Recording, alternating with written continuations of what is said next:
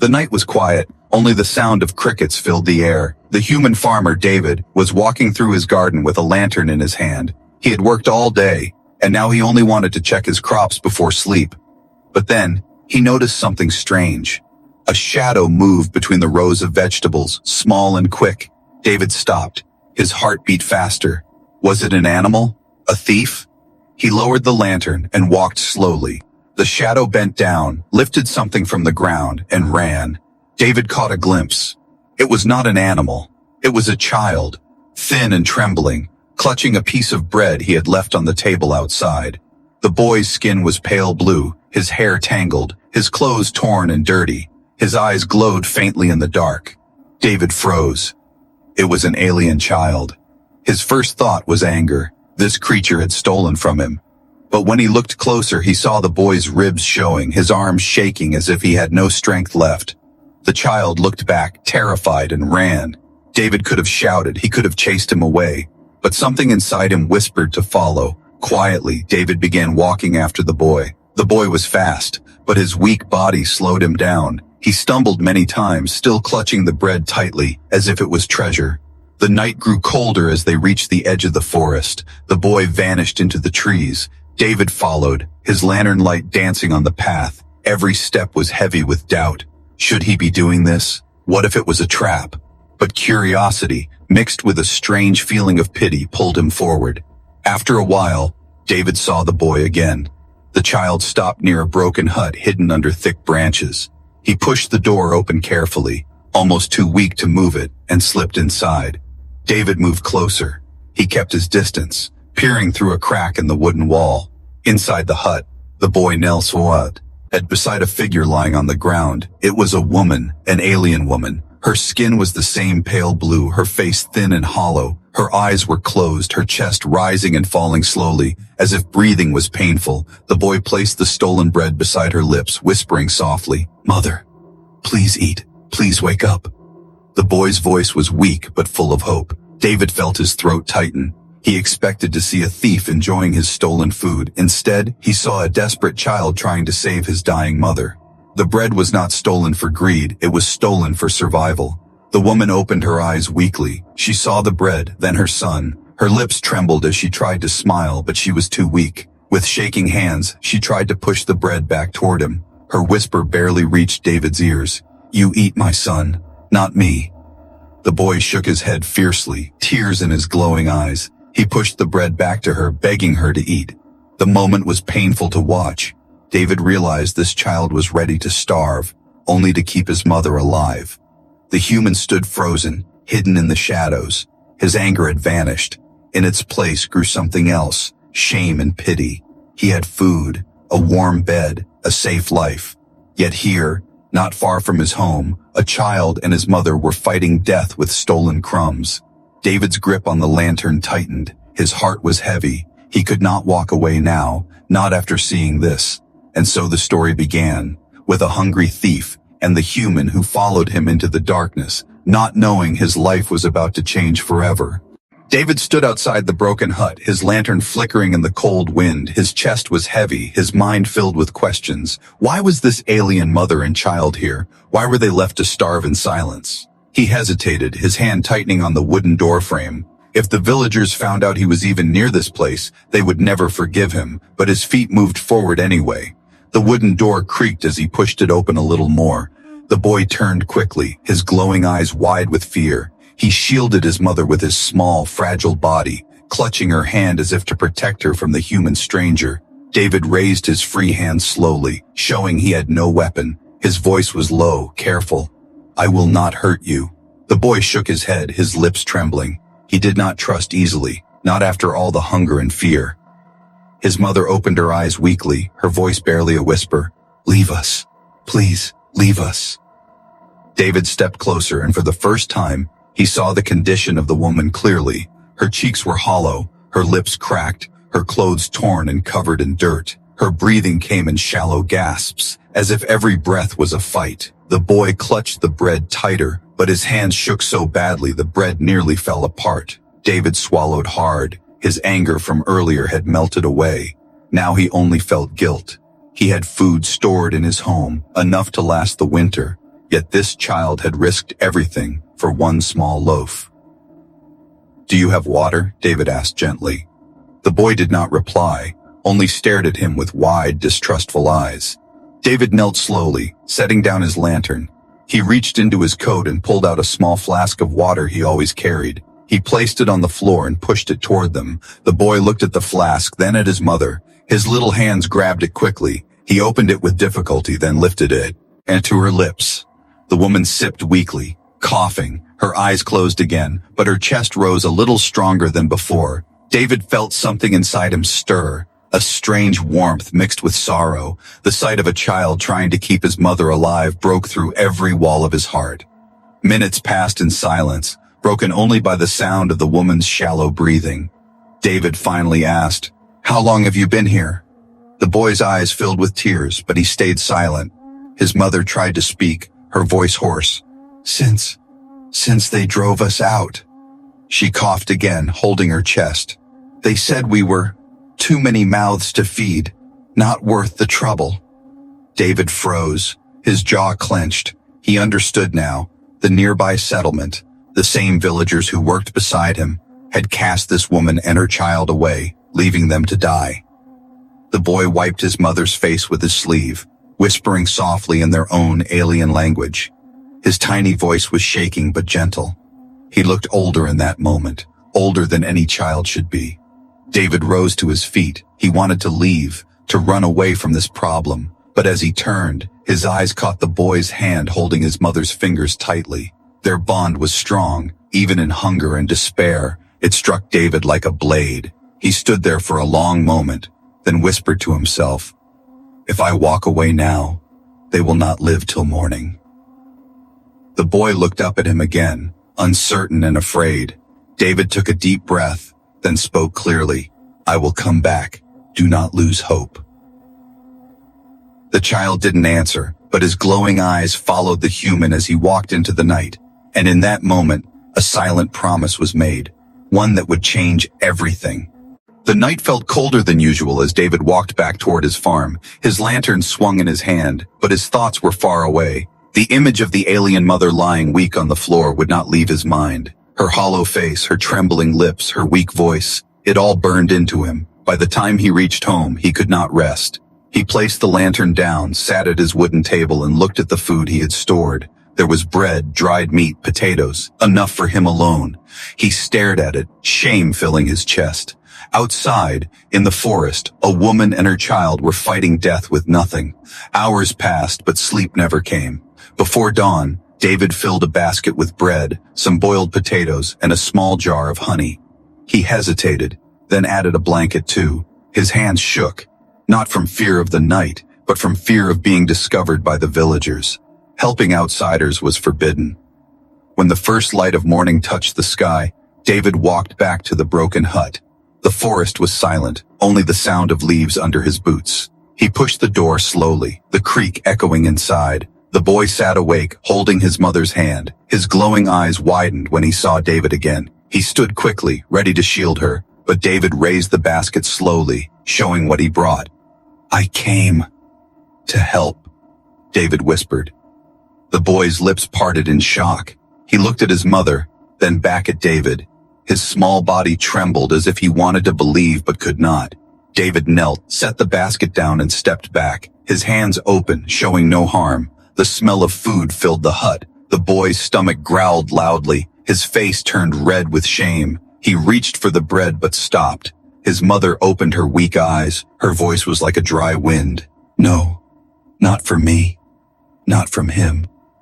David's chest tightened. She still did not trust him. Her eyes were heavy with pride. In fear, she had been cast out, humiliated, left to die. Why should she believe any human now?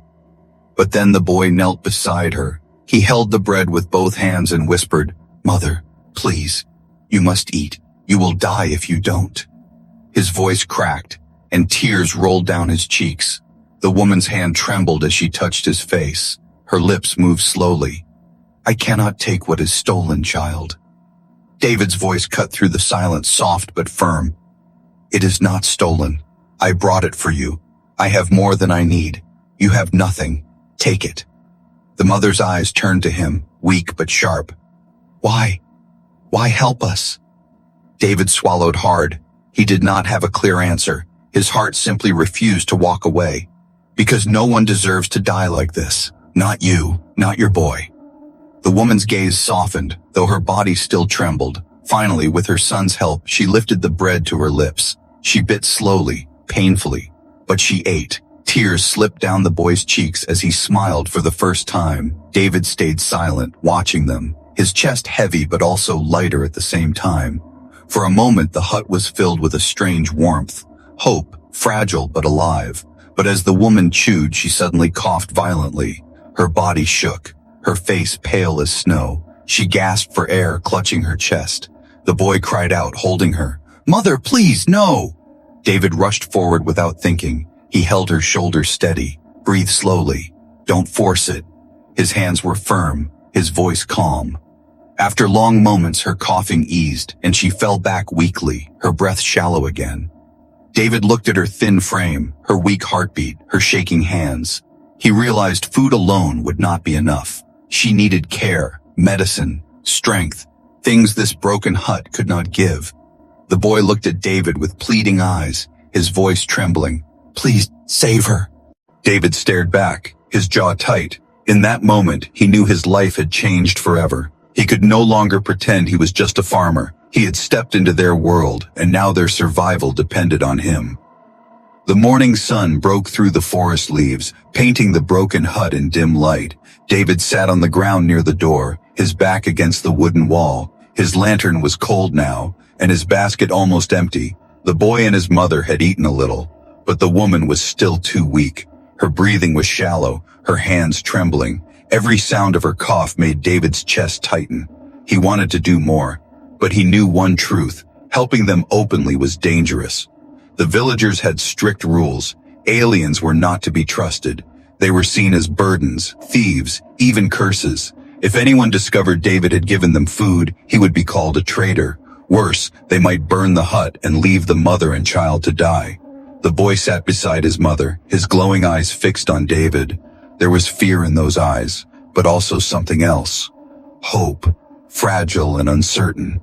Finally, David broke the silence. His voice was steady but quiet. "She cannot stay like this. Food alone will not save her. She needs care. She needs medicine." The boy's lips trembled. "Medicine?" David nodded. "Yes, but I cannot bring it here. If I'm seen with herbs, the villagers will know something is wrong. They will follow me." He leaned closer, lowering his voice. "You must trust me. You both need to come with me to my farm." The boy's eyes widened. His mother stirred weakly, forcing her eyes open. "No," she whispered. Her voice cracked, but her tone was firm. "We cannot go with him." David looked at her surprised. "If you stay here, you will die. Do you not see it?" The woman coughed, clutching her chest. Better to die here than to be a burden. Your people hate us. They will kill us." Her words cut deep into David's heart. He could not deny the truth. He had heard the villagers speak before, calling aliens leeches, thieves, worthless. But looking at her, frail and desperate, and at the boy clinging to her side, he could not accept that fate. David leaned forward, his voice firm. "Listen to me. I am not like them. If I wanted to harm you, I would not be here. I could have left you in the night, but I came back. I brought food. I brought water. I offer my home. You may refuse, but if you do, your son will soon have no mother." The hut fell silent. The boy tightened his grip on her hand, tears rolling down his cheeks. "Mother, please, we cannot stay here. We will die."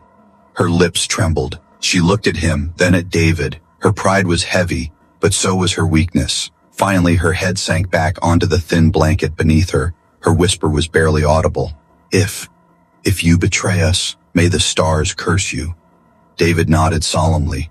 "I will not betray you, I promise." The boy looked at David, hope and fear mixing in his glowing eyes. "When?" "Tonight," David replied. "When the village sleeps, I will come. Be ready. No sound, no light. We must move quietly." The boy nodded, his small hands clutching the blanket tighter. David rose to his feet. He picked up the empty basket and lantern. His heart beat fast, not from fear of the mother, but from fear of what would happen if they were caught. Every step he took toward the door felt heavy, but inside him burned a decision, clear and strong. He would not walk away, not now. He would risk his farm, his name, even his life. As David stepped into the morning light, the mother closed her eyes again. The boy whispered into her ear, "Mother, we are saved. He will take us home."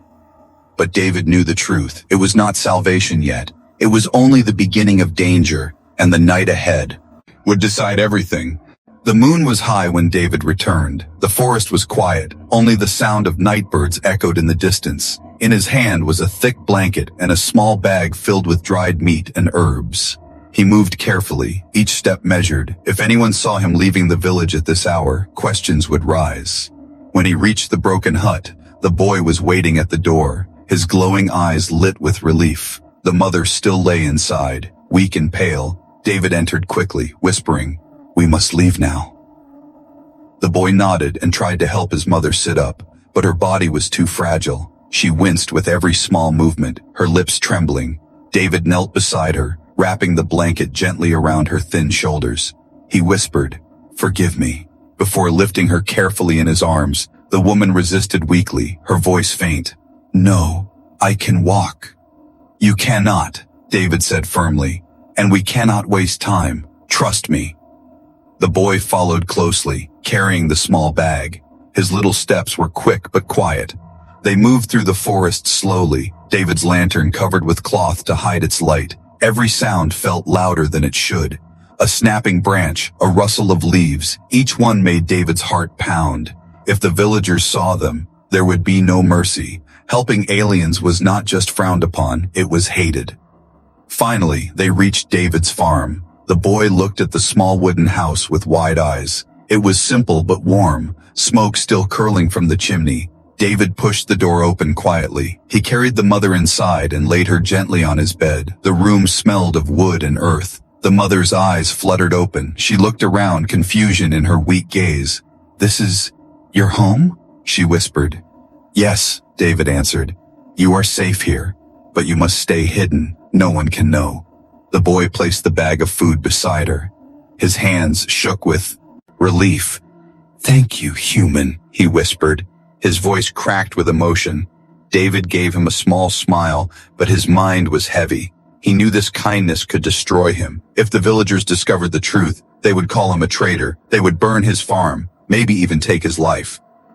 The following days passed in silence. David went to the fields during the day, pretending life was normal.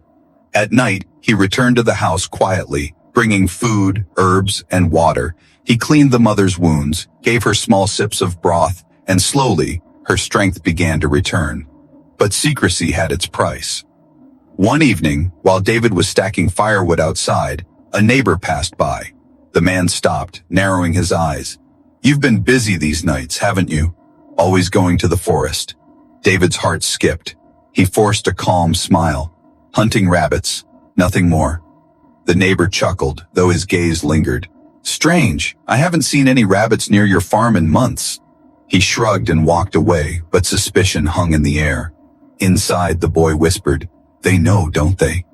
David shook his head, though doubt pressed heavily on him. "Not yet, but we must be careful. No sound, no light when I'm gone, understand?"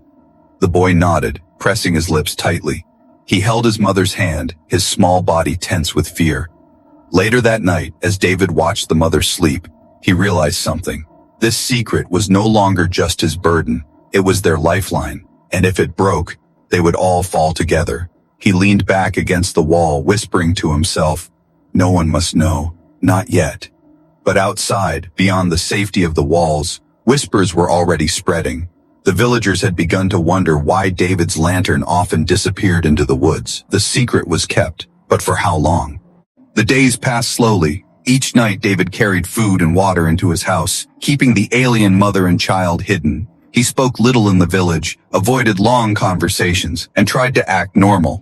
But the villagers were not fools. They noticed the change.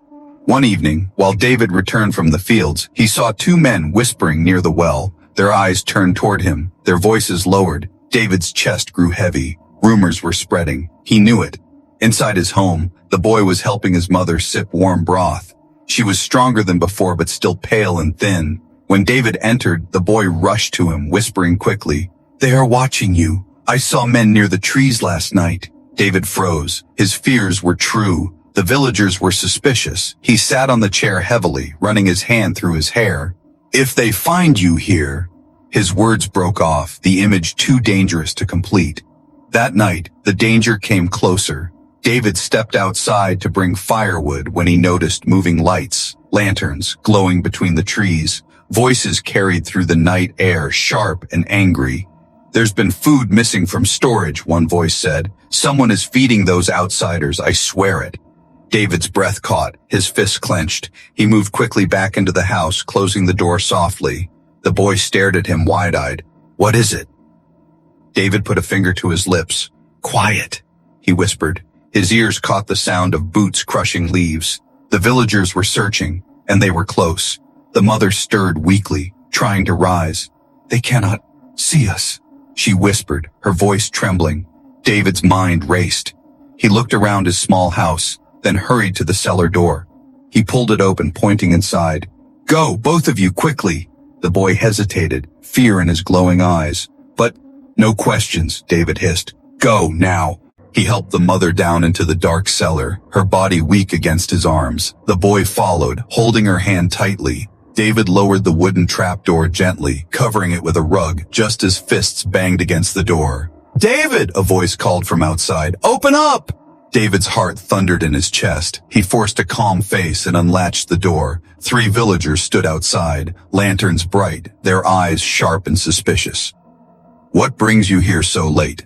David asked evenly, though sweat rolled down his back. One man stepped forward. "We've heard stories. You go to the woods at night. You carry food. Why? What are you hiding?" David gave a small laugh, though his voice was tight. "Food? I have rabbits in my traps, that is all. You think I'm wasting food on shadows?" The second man sniffed, peering past David into the house. His gaze lingered on the table, the fire still burning in the hearth.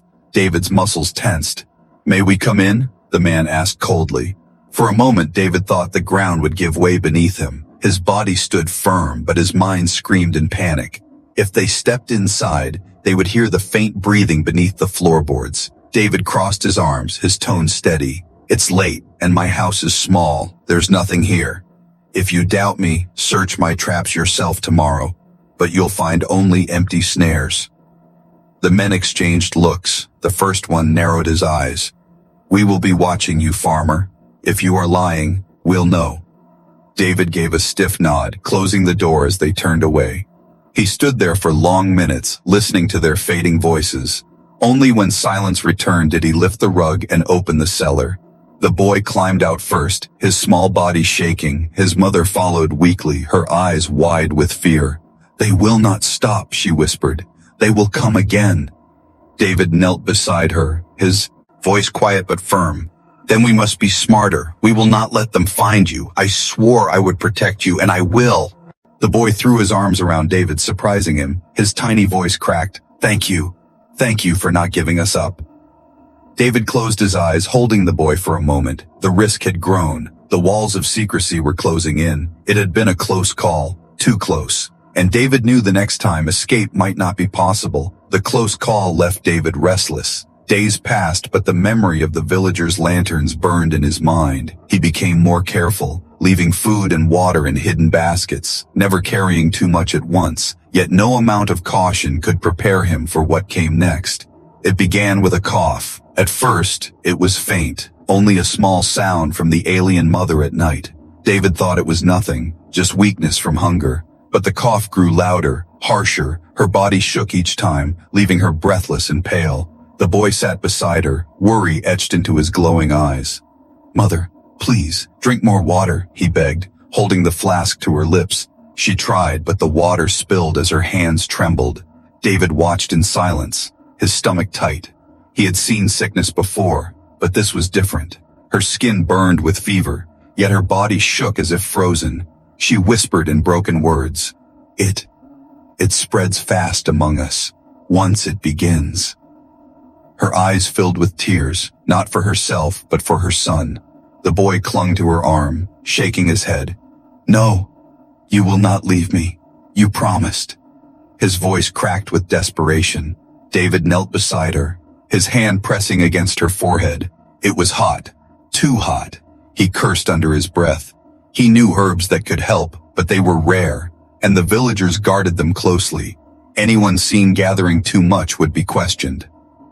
That night, David made his decision. He wrapped himself in a thick cloak and slipped into the forest.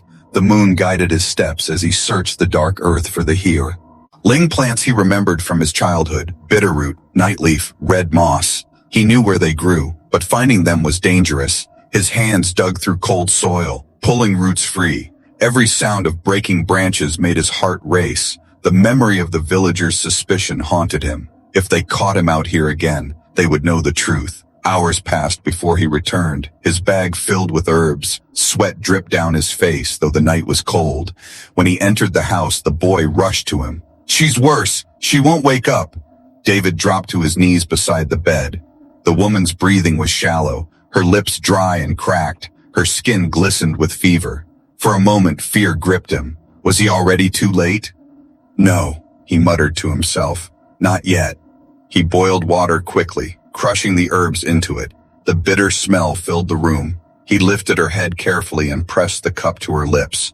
"Drink," he urged softly. The boy helped, holding her chin steady.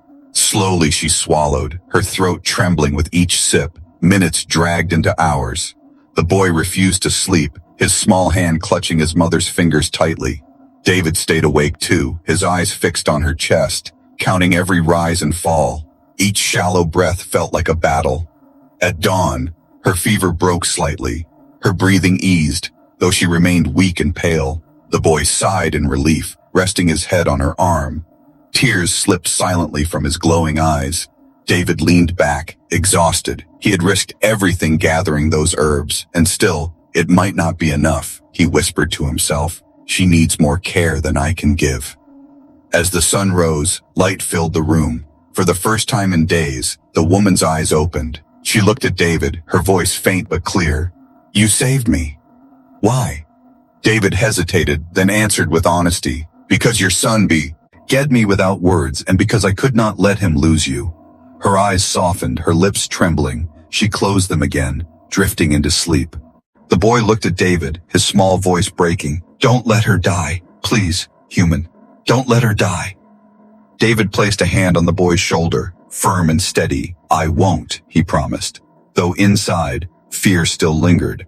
Outside, the village stirred, whispers spreading of missing herbs and strange lights. The danger was growing, and David knew the next storm was already on its way. The house was silent, broken only by the soft crackle of the fire. For 2 days and nights, David barely left the mother's side. He checked her breathing again and again, gave her the bitter herb water, and wiped her burning skin with damp cloth. The boy never let go of her hand. His glowing eyes were red from crying. His small body leaned against the bed, refusing to sleep. He whispered to her again and again, "Stay with me, mother. Please stay." On the third morning, a change came. The fever that had kept her shaking finally began to fade. Her breathing, once shallow and broken, grew steadier. The sweat on her skin cooled, her lips parted, and a faint voice escaped. "Son?" The boy's head shot up, his glowing eyes widened. He let out a cry of joy and clutched her hand tightly.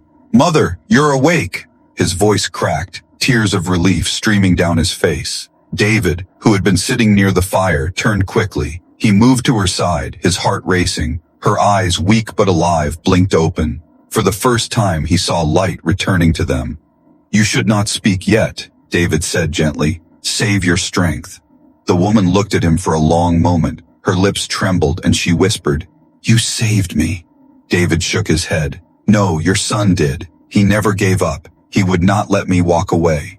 The boy hugged his mother tightly, sobbing into her shoulder. Her frail hand stroked his tangled hair, and for a moment, the room was filled with a warmth David hadn't felt in years. But the peace was fragile.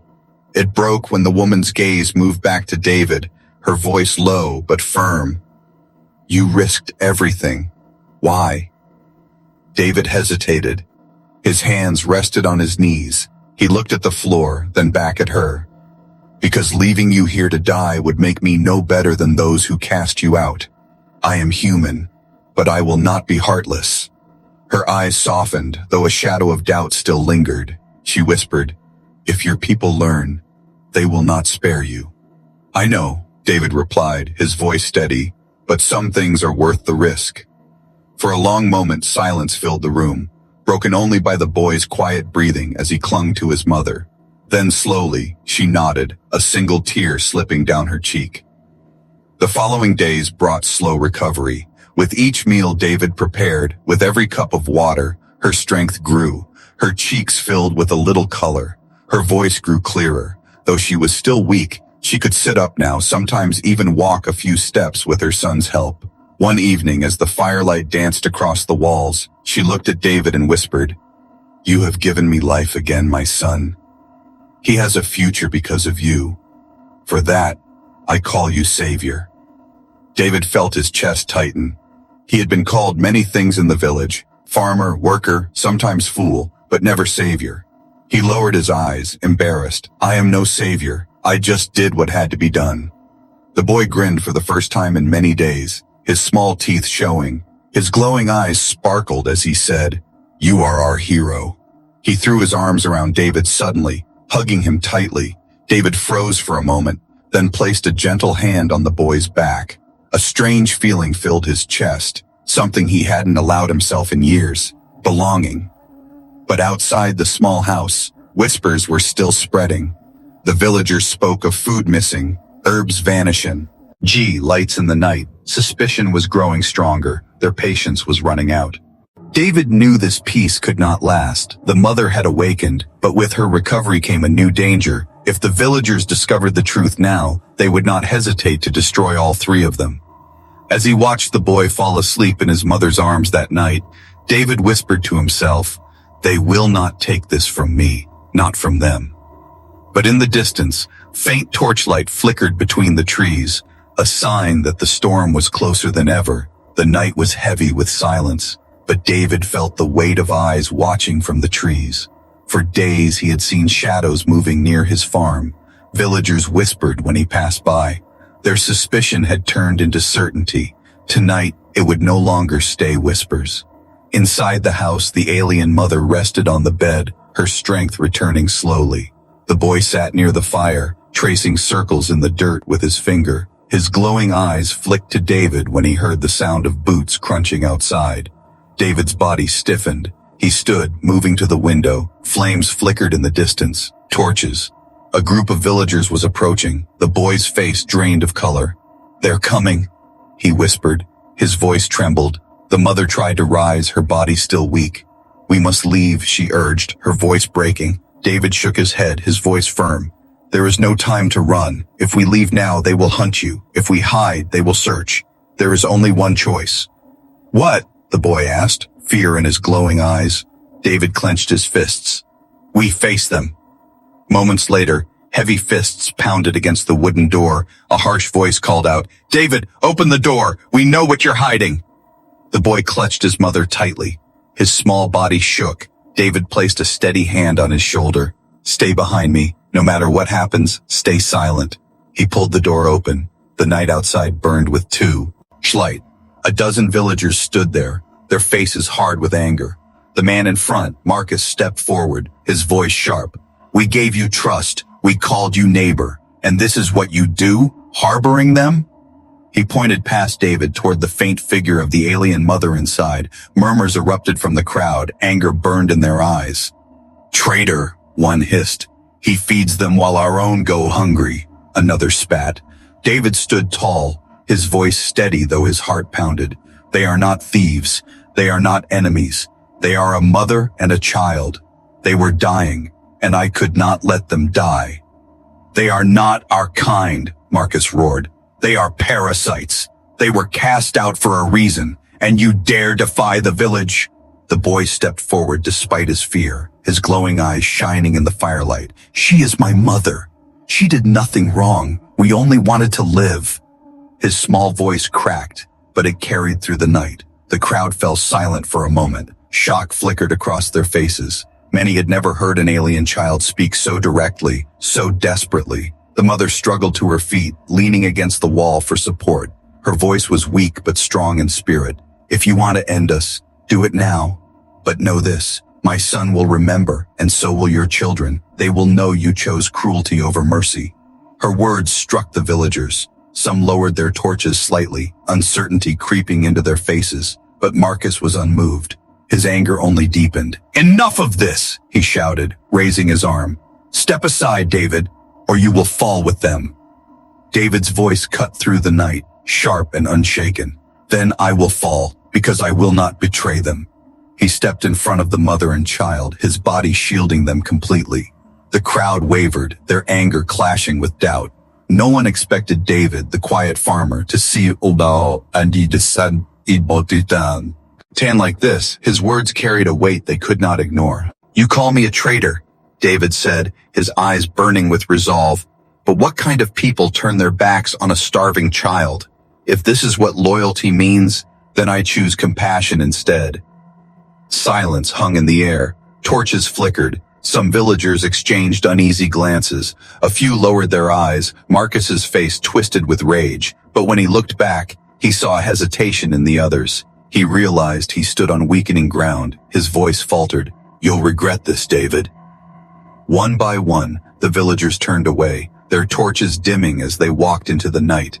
Marcus lingered, his glare sharp, before finally retreating into the darkness. David closed the door, his body trembling from the weight of what had just happened. The boy rushed to him, clutching his waist tightly. You protected us, even when they wanted to kill you. The mother's eyes shone with tears. Her voice cracked. You stood alone, but you did not bend. For that, you are more than savior. You are family. David looked at them both, his heart heavy but fierce. The battle was not over, but tonight he had chosen his side. The night after the confrontation felt endless. David sat by the fire, staring at the flames. His hands shook slightly, though he tried to hide it. He had stood against his own people, and though the villagers had walked away, their anger had not died. It would return, he knew. The boy slept curled against his mother, his glowing eyes closed at last in peace. The alien woman, though weak, remained awake. Her gaze rested on David, silent for a long time before she whispered, You risked everything. For strangers. David looked up, his eyes heavy but steady. You are no strangers to me now. You are life, and life deserves protection. Her lips trembled. She pressed her son closer, whispering words in her own language. Soft, musical, filled with gratitude. David didn't understand the words, but he understood the meaning. Days passed, and slowly the tension in the village began to fade. Though Marcus still glared whenever David passed, many villagers no longer spoke of the traitor. Perhaps the image of a child crying for his mother had touched something in them. Perhaps their own shame kept them quiet. Whatever the reason, the torches did not return. The mother regained her strength little by little. With David's food and care, her hollow cheeks began to fill. Her voice grew stronger. Sometimes she even managed a small smile. The boy, once thin and trembling, laughed freely now, chasing the chickens outside or helping David carry buckets of water. One morning, the boy ran into the fields where David was working. Look, he shouted, holding a small flower in his hand. It's growing again. His glowing eyes shone with joy. For him, every small thing was a miracle. David smiled, though his heart remained guarded. He knew their safety was fragile. One wrong word, one suspicious glance, and it could all be taken away. Yet he also felt something new, a purpose he had not known before. That evening, as the sun set in gold and crimson, the mother stepped outside for the first time, leaning on the doorway for support, her eyes filled with wonder as she looked across the open fields, the sky glowing above. It has been so long since I saw a horizon without fear, she whispered.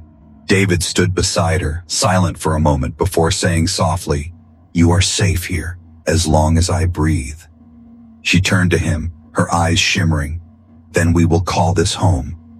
For the boy, the farm became a world of adventure. For the mother, it became a place of healing. For David, it became something else entirely. A chance to rewrite what it meant to be human in a world filled with cruelty.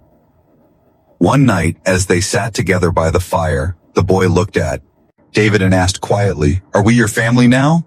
David's chest tightened. He had lived years in loneliness, his house silent, his meals shared with no one. Now 2 pairs of eyes looked at him with trust, with love. He placed a hand on the boy's shoulder and nodded. "Yes, you are my family." The mother's eyes filled with tears. Her voice shook. "You gave us life when no one else would. You gave us dignity when others gave us shame. That is what family means." The fire crackled, warming the small room. For the first time in years, David felt whole. The weight of the villagers' judgment still lingered beyond his walls, but inside, there was only peace. The road ahead would not be easy, but they had survived the storm together. From a hungry thief in the night to a bond unbroken by fear, their story had changed from despair to hope. And as the boy drifted to sleep in his mother's arms, David whispered to himself, "This is not the end. This is the beginning."